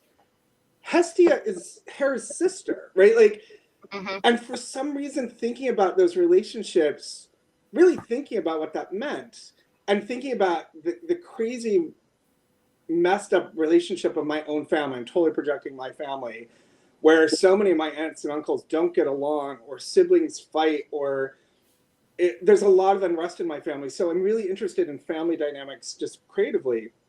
But suddenly thinking, like, oh my God, it's right. Like, you know, Aries is, like, as Kelly Sue knows, like, Aries is one of Hera's 4 children, right? And like, what must that be like? What must that be like for her to think that this is the guy, this is what her, I always joke with Kelly Sue that her 2 male offspring are Aries and Hephaestus, right? Like, not exactly the sort of heroic, Aries has some heroism, but they're not exactly giant figures in mythology. Right, yeah. What does that do? So I bring it up to wrap. I say Hestia and Demeter were the 2 that really surprised me for various reasons, but thinking about them less as husband and wives, but as family, as brothers and sisters, really sort of affected the way I thought about the whole pantheon in this project. Yeah, absolutely. Let me see if I can tie all of this, what I want to say, with what we were talking about Athena before. I come from, you know, as Phil knows, from the northwest, from Galicia, which is, you know, like the Celtic corner of Spain, and it's a matriarch. It's a matriarch heritage, and for us, you know, the goddess of the earth is the main goddess, and it means, you know, that's who we pay homage to all the time. And I've realized, you know, with years, for example, you mentioned Athena was the goddess of the city. and many times how the translations change their merits, their importance, to diminish them. We're Yes. talking Yeah. about Athena, goddess of the city. City in Greek, in the ancient Greek, was the polis. And Yes. the polis is the creation of civilization, democracy, military strategy, etc., etc. So if you think about the concept of goddess of the city, is really the goddess of civilization as they knew it, and they turned that into war, and war, and you're like, well, no, she was the opposite. She was the goddess of how to grow as human beings, as a society, and to become a fucking civilization. Right. And every time I see translations of, as we said, the goddesses and who they were and what they did, you are like, well, they were diminishing them in purpose, because they couldn't be as important as the male gods. Mm. That's what I Yeah. was, even when you said goddess of the city, I could keep thinking about the polish, about civilization, and about how important Athena should have been for us, with the years, learning about how Yeah. important it was and how she was, turned into something else. Yeah. And how interesting that she would hold that position for them, and yet women weren't allowed to participate in that process. Absolutely. And that's the other part about, we were talking about your family feel. It's like distrusting each other by a generation. Sorry, but that's the patriarchy. That's Yeah. embedded in you. The patriarchy has always made women distrust each other. Think you cannot have friendship with women, and you cannot associate with women, because male consider woman a threat. So if women can get together, shit, we're screwed. So we have to create distrust. We have to tell them this is going to betray you at any moment. Don't trust your family. Don't talk to don't have conversations with these other women because she's evil. And that's the patriarchy. Let's be honest. That's us. That's male creating during the centuries that it's so embedded that you can even have a conversation, and they are going to tell you, as you said, Kelly, to your face, oh no, I don't work well for women, or I don't want to have women as my employees because I don't trust them. It's fuck it. How can you think that? You don't even know Yeah. that person. It's Yeah. not about knowing that person. It's that it's embedded for centuries. You cannot trust women. Yep. Anyway, sorry Address about your letters to David Macho. Yes, please, be me. I am the yes, I am the walrus. No, anyway, Drink and Draw Costa Rica says, my 15-year-old girl finally got into comics because of Wonder Woman Historia. Afterwards, she told me she wants to study fine arts. Thank you. Carlos Ramos, amazing Sayas. Everything in every page drawn by Phil in Wonder Woman Historia is like looking at life finding its way. You can tell he is blossoming even more with every page, and I couldn't be happier as a fan and as an artist. Wow. I've got a career. I've got a future in this business. Keep at it. Yes, baby. yes. We can see the talent is there. Just you need to put it there. Carlos Ramos, Kelly Sue, your work always have this mythological feel to it. It rules that you get to work with the most famous pantheon ever. How much does that rule? How much does it rule? It rules a lot. I mean, it's interesting that, like, I think, let's see, I was in, I grew up overseas in DoD schools on military bases, and so I was in a like, third grade gifted and talented program thing where they pull you out, and the first thing I remember, I think the reason I have such a preference for this sort of elevated speech, or it is because I started reading Greek dramas in third grade, and I did like puppet shows Yes. Is to there video? present. Is there video of that? Oh no.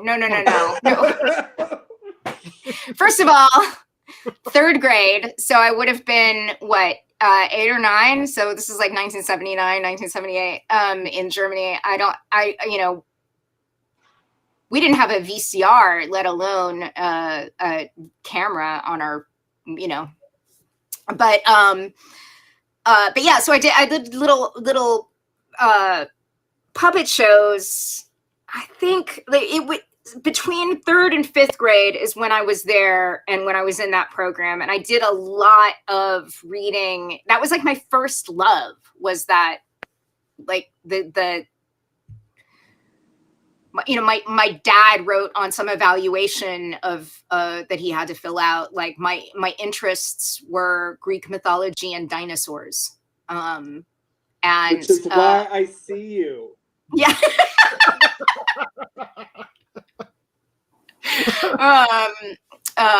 So I think it's like, and that led to Shakespeare in a very natural way, which then led to a theater degree and somehow weirdly led to comics. But yeah, I mean, it's pretty great. It's a literal dream come true, Mr. Jonofui, I have to answer this, says, Viva la Comicsgate. To that, I have to answer, fuck you, and now you're blocked. Germán Ampie says, come on, David, a program a week doesn't hurt anybody. Yes, because that wouldn't be you doing it, would be me. So, no. Lion art. Phil, could we see some of your line art? Oh, yeah. My hope, I mean, I'll share it on social media. My hope is that they being DC Comics does something with it. I mean, I personally would love, just my ego would love sort of black and white, like what are those called, director's cut versions or whatever they are, where they just print the book in black and white. Yeah. And I think, and this is a gross I don't mean to be hawking, but I think I'm going to be able to do like special digital prints of a couple of the black and white pieces. So I'm looking forward to that. But I really do hope I'll share online along with process shots, because as Kelly Sue knows, the process on this was ridiculous. But I do hope DC Comics does something with the black and white, because it's also very interesting. It does read differently in black and white than color.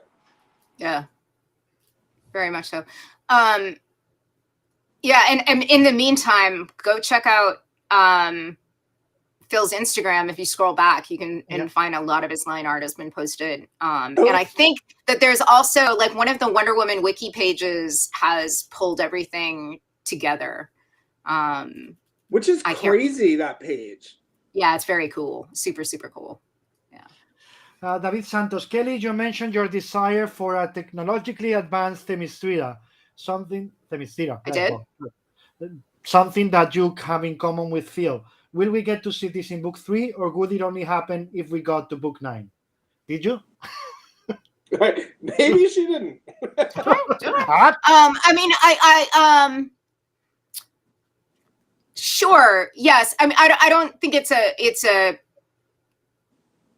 what I have mentioned is, I think like wanting to know more about the Amazon culture, and to have the Amazon culture be more than just preparation for war. And there is we're not at Themyscira yet, but there's a lot of Amazon culture in book 2, a ton in book 2. And back to the point where I'm like, this is maybe a little bit too much exposition, and maybe one thing that has happened is the incredibly generous reception of book 1 has made me want to make sure that book 2 never comes out, because I'm absolutely terrified. And I feel very bad for Jean. I do too, but I have to say, Phil is a saint. That artwork Jim is a that saint. He artwork's can just- take it. Oh, and it's spectacular. But also that script, I have to tell, and don't take this wrong way, I love it so much more than the first script in many ways. And what I mean by that is because I feel like because I feel like you have the rhythm of it, right? And everything that I love about your first script is there in the second. And so one thing I know as someone else to draw from scripts, and there are only a handful of people who really think that writers who think this way. My favorite kind of script is the one that makes you turn the page. Like, what happens next? Like, what's going? Like, that where the language itself just draws me in, and I'm visualizing the whole way. And that script for number 2 is just divine. And I liked the script for number 1 clearly, but number 2 is actually is lovely. Wow, that makes me feel really good. I'm going through it in now after the reception of 1, and I'm like, shit, I need to tighten this up. It's all drawn. I can't tighten it up. It's done. We're done. And I mean, I actually think it's a different animal, but that I loved that script. Wow, well, that makes me feel good. Well, Gene's work is just incredibly tremendous. It's very different than Phil's work. They're very different artists, but it's also a different, so much of it. Okay, and then that's Phil is a part of the whole thing.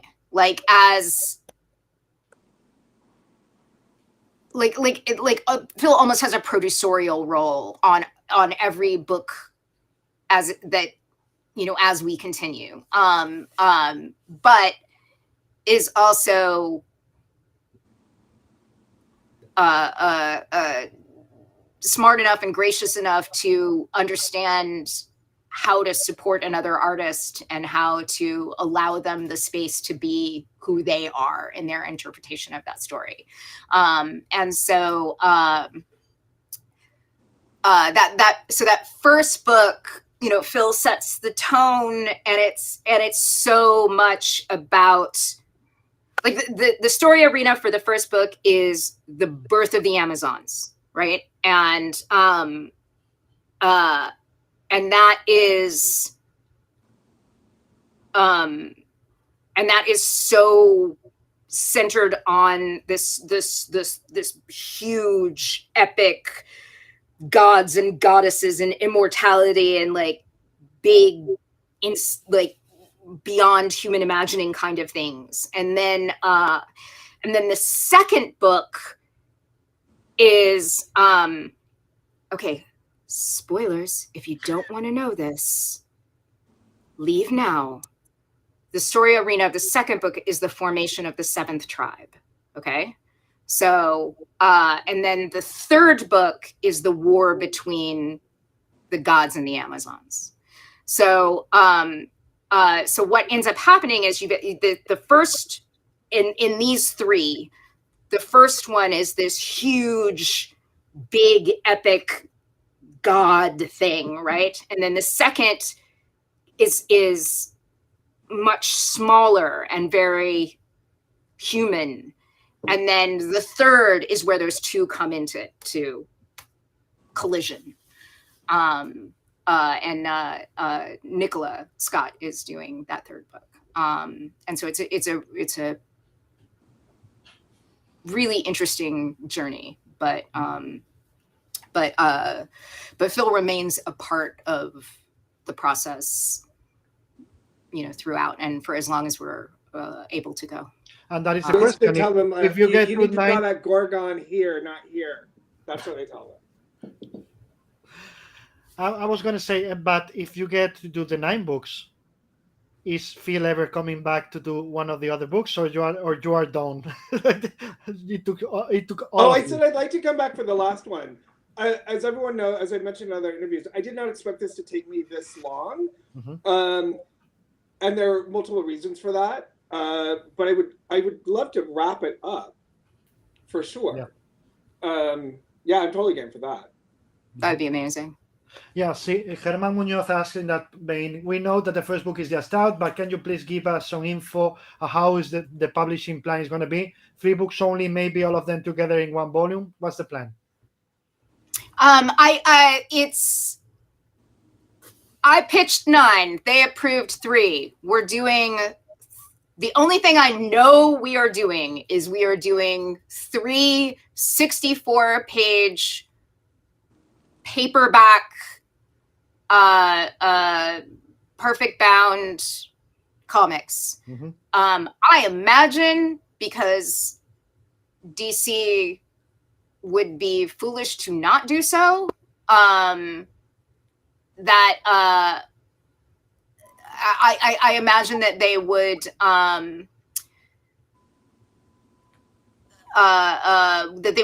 want to collect those 3 in a larger volume. But I'm not aware of any specific plans for that.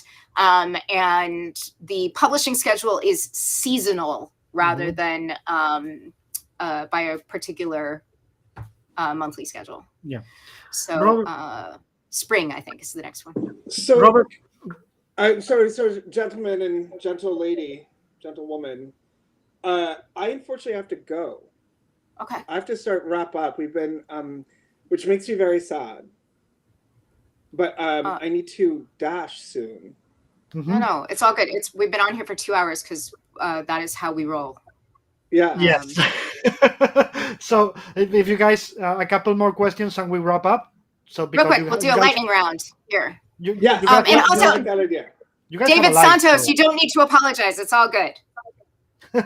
Okay, Robert Kinder, which one of the Amazon tribes in Historia is Kelly and Phil favorite? What's your favorite tribe? Just name one. Well, for me, it's the 7th tribe, which you haven't met yet. Okay. Right. But I'm dying to see Wonder Woman Historia coming to Spain. Really forward to watch Wonder Woman when you arrive to Spain. Blah blah blah. Historia is kind of standard superhero universe, but deal with mythology. Do you think that give it more depth, given that superheroes have the gods of our era?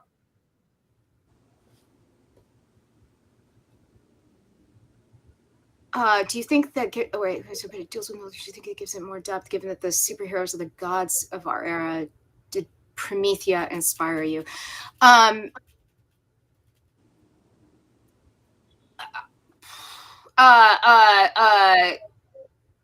Do you think that gives you more depth? I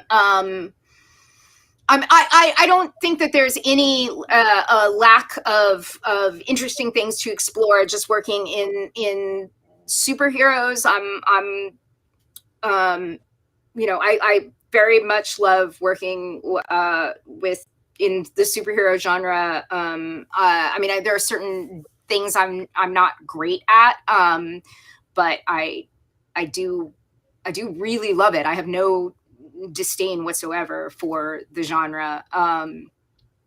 And are superheroes the gods of our era? I don't know. There's a really great book I would recommend for you, though, by my friend Ben Saunders. It's called Do the Gods Wear Capes? That kind of gives an interesting conversation around that. And then, did Promethea inspire you?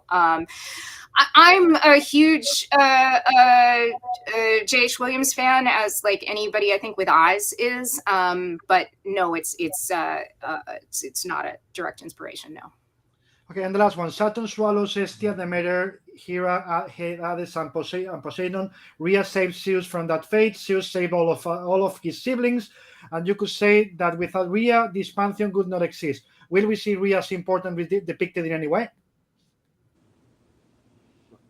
Not right now. That's not in the plan. And which isn't to disparage or just diminish in any way. It's just a simple, like, you can't. I have a problem actually there's so many interesting story avenues that we could explore that I would love to go down every single one, but I just can't. You just don't have time. You just have to pick a path. Actually, I might have drawn her in the sequence where Hera is taking Athena through the universe. And weird ring of like interconnected gods. It was sort of like this family tree that melted in on each other. And I think she's in there somewhere. Okay. Cool. You guys, thank you all of you for watching. All the other comments are just Yay. telling you how much they love you and how much they love the book, as they should, because if they don't, they are not human. They are the scum of the earth. It's a little strong. It's a little strong, David. Just It might roll be. it back. Just. So thank you so much for being here. Love you all. And Phil and Kelly Sue. What, Phil? What you want to say I was something? just going to say, I just wanted to say thank you for bringing us back. You really are one of the best interviewers I've ever had. Just so you know. You're very good at this. Yay. Thank you so much, my friend. You say that because you love me and I love you back, but you're a I fucking do, but it's true. you're a fucking horrible liar. I want to go to dinner with you both. So Yeah, let's well, hope that we get to the other side of this and can share a meal again one day. We would like Look who's there. Last minute. Jose Luis Garcia Lopez. Ah! Welcome back, David. Happy holidays to you and your guests. Mwah, mwah, mwah. Jose Luis. The best. Ah! That just made my day. Oh, yeah. I'm Thank you. Gonna Mine- quietly go freak out. That's Okay. amazing to me. Okay, so thank you all. You guys wait a minute because I want to send you a hug and love when we're offline. And to all of you, thank you for watching. Maybe this everyone. will come back. Maybe, but only if I can have people this extraordinary with me. If not, I'm not. I have a life and a family. Sorry. Love you all. Bye. We're off in Bye. 3, 2, 1. Buenas tardes.